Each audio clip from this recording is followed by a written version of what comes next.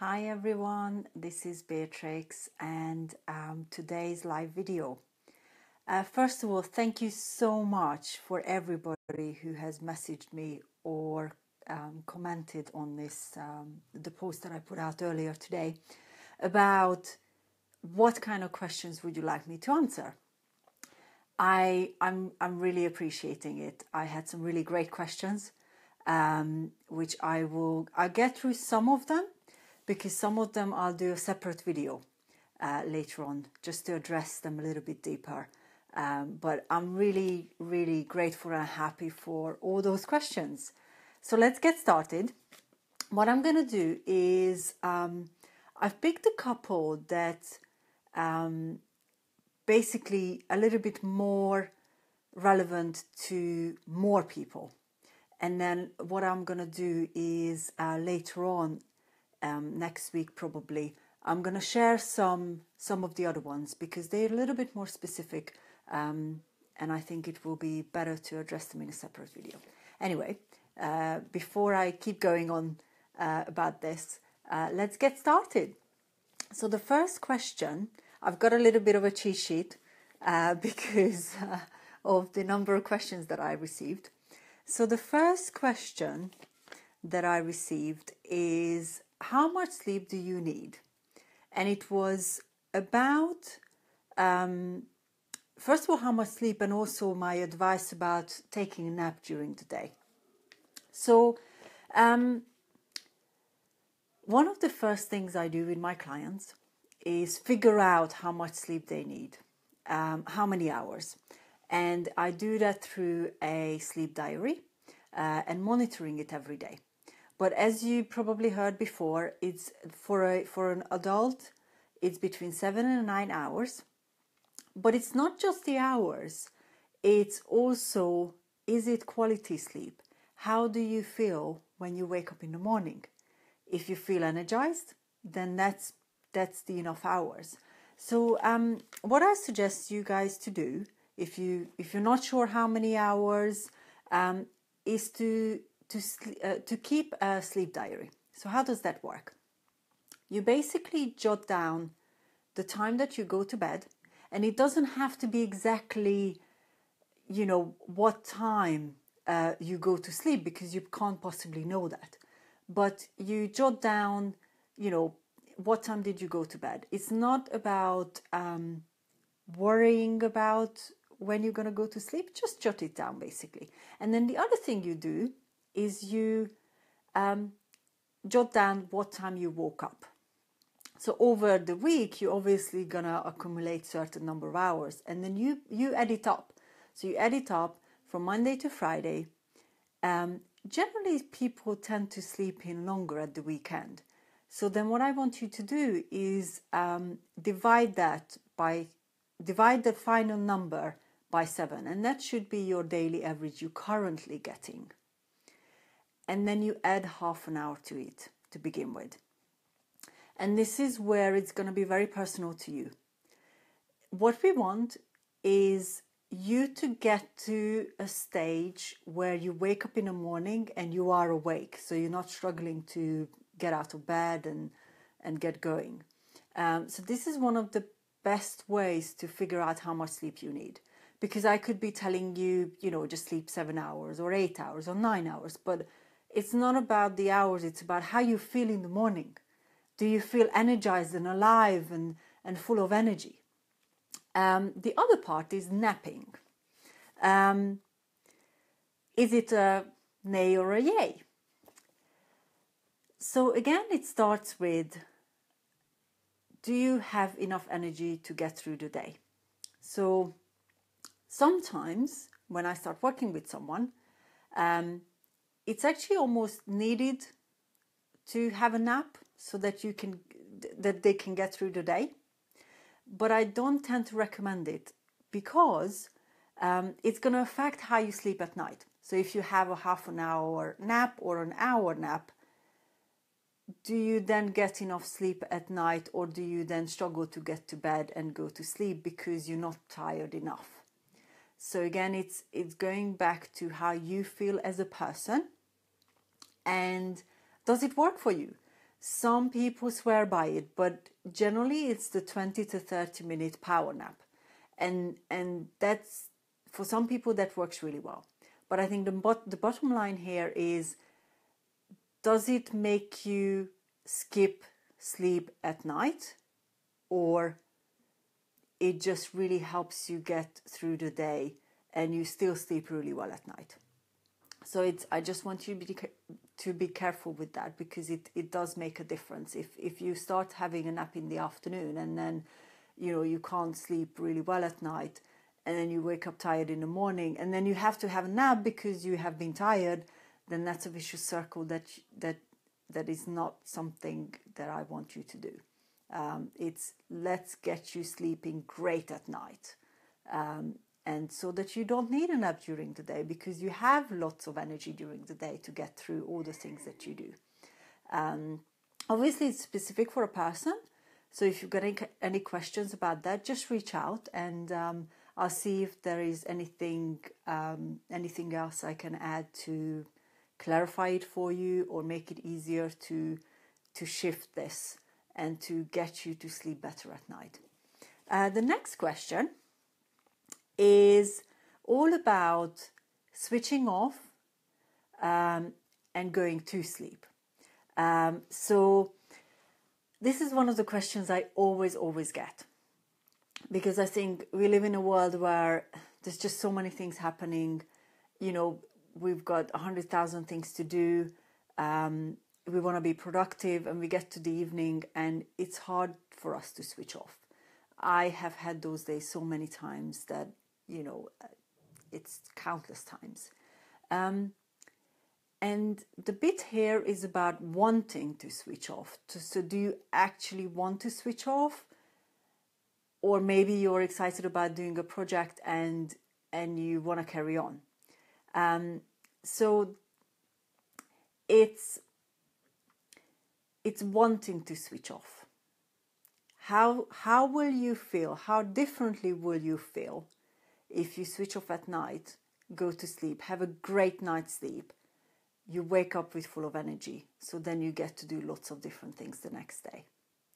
And then you get to the end of the evening when you feel fulfilled, satisfied, and you had an absolutely amazing day because you have switched off and gone to bed earlier. This is one of the things that most of the clients that I work with one-to-one struggle with, because often the only time that they get to do things that they enjoy or get to do real good quality work is through the quietness and the stillness of that time in the evening. But how can you bring that?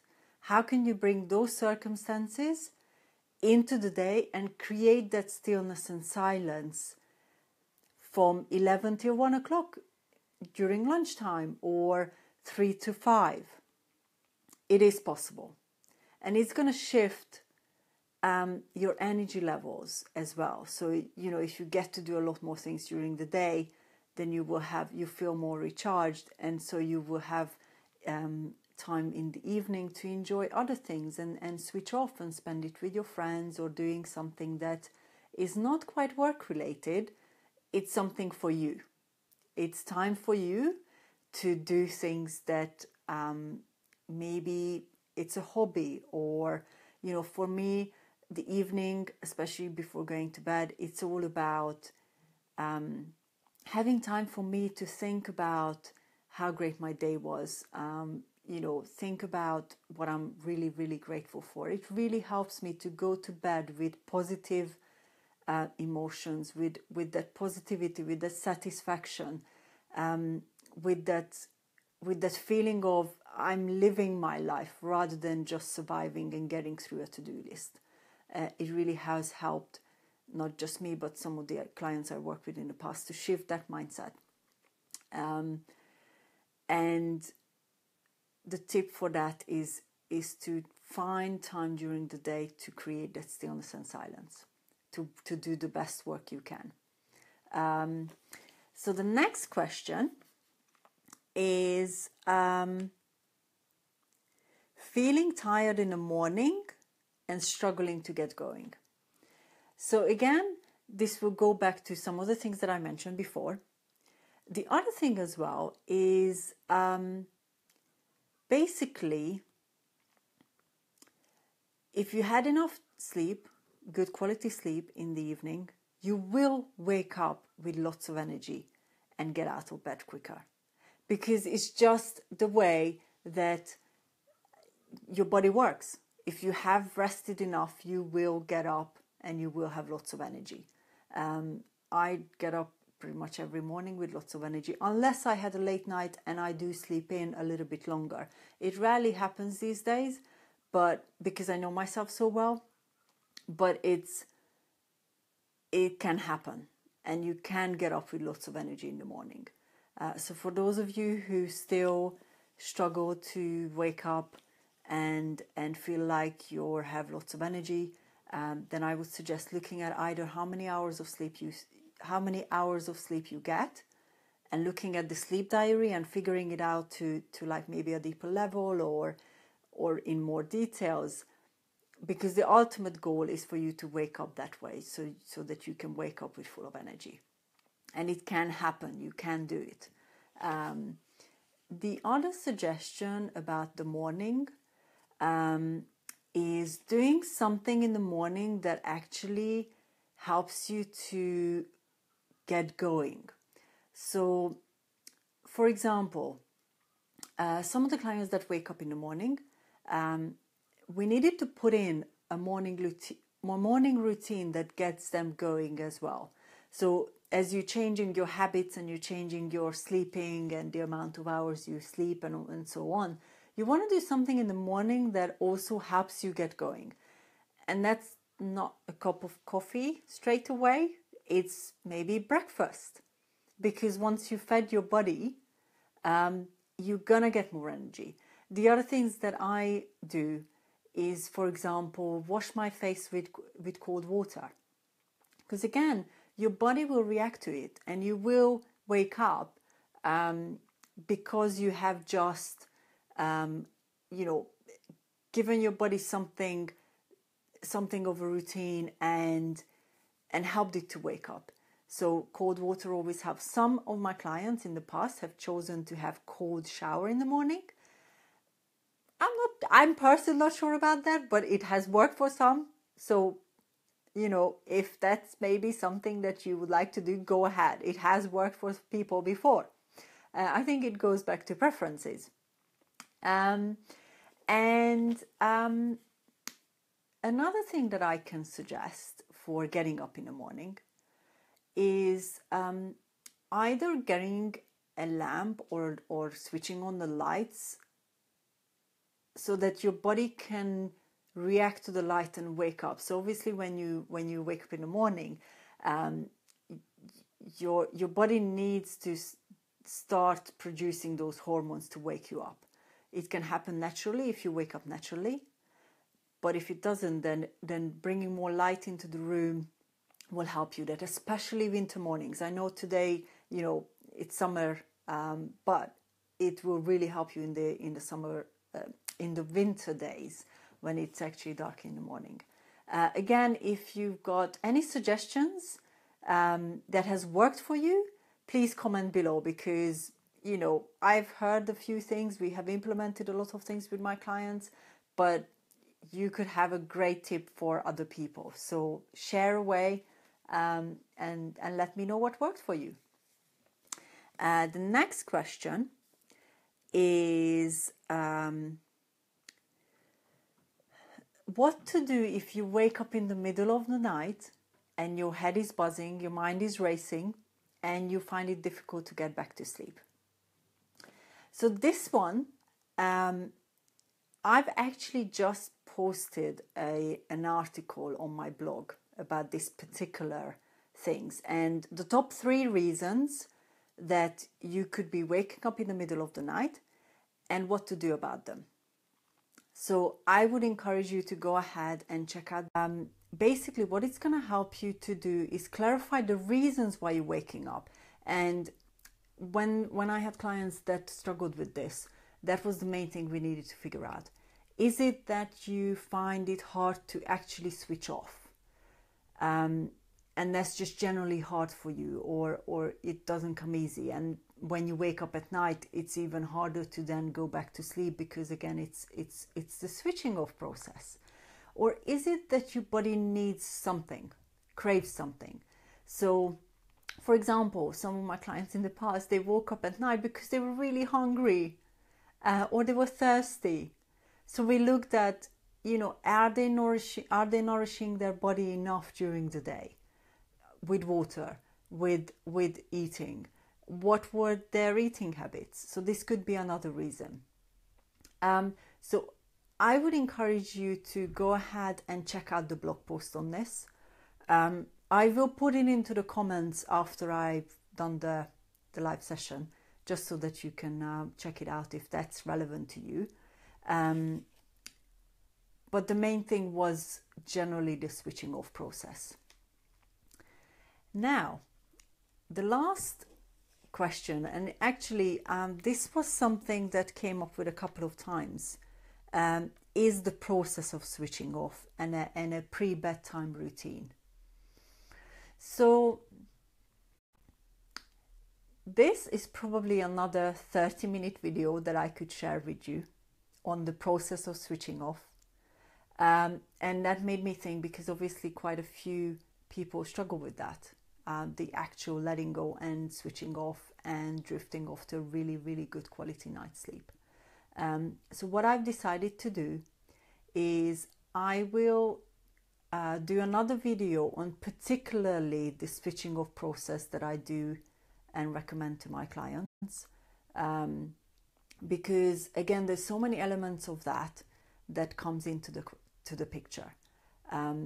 It could be emotions that maybe you're worried or